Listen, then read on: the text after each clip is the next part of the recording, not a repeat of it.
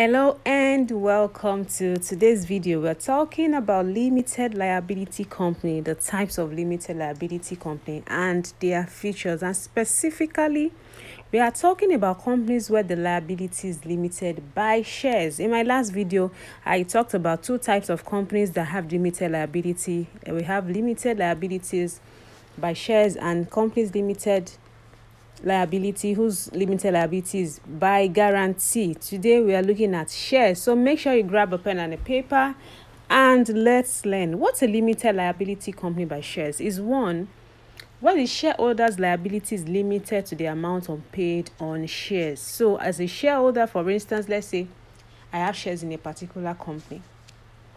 I bought the shares and I've paid for the shares. If the company goes under or the company has any liabilities, I am not liable to use my personal assets or anything to offset the debts of the company. The company is a legal entity on its own. As long as I have discharged my obligations, I've paid for my shares. That's all. My liability is only limited to any amount I've not paid for the shares. Now, shareholders are those who contribute capital to the company, and by capital it does not necessarily mean money all the time. You could have shareholders who are bringing in infrastructure, who are bringing in machinery. Some are bringing their expertise and their knowledge. Some even bring their network in exchange for shares. So it mustn't always be money. It can be any other thing, as long as the other shareholders have agreed that okay, the shares in this company are going to be given out on this basis, and this is what you are putting back. All right, so it's very important that you note that. Now, where a shareholder has no amount unpaid for his or her shares, he or she has no liability for the company's debt, just like I had explained earlier. Now, a limited liability company could be a private limited liability company or a public limited liability company. And the one that is most popular and that you would have heard of, I'm sure you would know about, is the private limited liability company.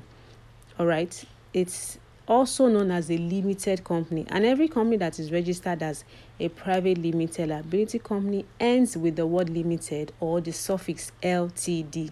So when you hear any company that ends with LTD or limited, you automatically know that that is a private limited liability company. What are its features? What distinguishes it from the public limited liability companies? So under the Company and Allied Matters Act 2020, a limited liability company, private limited liability company, can have one shareholder. That's the minimum.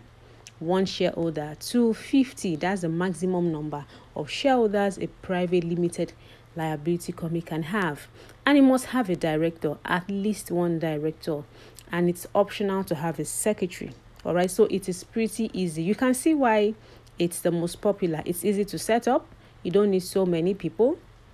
You just need at least one shareholder, one director, and you can have the same person function in that capacity. For instance, if the company is the sole idea of one person, we usually have that one person set it up, be the shareholder and the director, and as the company expands, he or she can then bring on more people on board. So you don't have to bring people who don't necessarily have anything to do with the company just to fulfill any requirements. That requirement has been scrapped. Now, one thing that is also distinct about a private limited liability company is that they cannot offer their shares to the public. So it's usually within the company, all right? They cannot offer their shares to the public, unlike when you see in the newspapers or prospectus, this so-and-so company are asking for shares from members of the public. Once you see that, you know it's not a private limited liability company. That's a public limited liability company. That's something that distinguishes it, and it's very important that we have to note. So now that we are done with the private limited liability company, let us go to the public limited liability company. One major feature that makes it easy for you to know once you hear the name or the designation of a company is this suffix. It has the suffix PLC. So once you hear PLC, you know that's a public limited liability company, and it must have a minimum of 2 shareholders. And there is no maximum. Yes, a minimum of 2 shareholders, and there is no maximum. Now, a public limited liability company can offer shares to members of the public. So you would find them putting advertisements for placements offering sub shares to member of the public in the newspaper, online, or any other open place. All right, that is one thing that distinguishes them from the private limited liability company. They can offer shares to members of the public. I hope this has been helpful. In my next video, I'll be sharing the details that you need when you want to set up a private limited liability company, which is the most popular, by the way, in Nigeria. All right, so make sure to download my free ebook, Not Again, which has been downloaded by over 1,000 entrepreneurs. It exposes the legal mistakes entrepreneurs make when running a business in Nigeria. You'd agree with me that running a business in Nigeria is already a lot of work, and legal issues can make it complicated. So in this book, I expose everything that you need to know about the legal mistakes that you don't know about, but you need to avoid by all means. So grab your copy. The link is in the description box and the pinned comments below. If you have any questions, do make sure to type them below and I'll be glad to answer them. Till I come your way again. Thank you.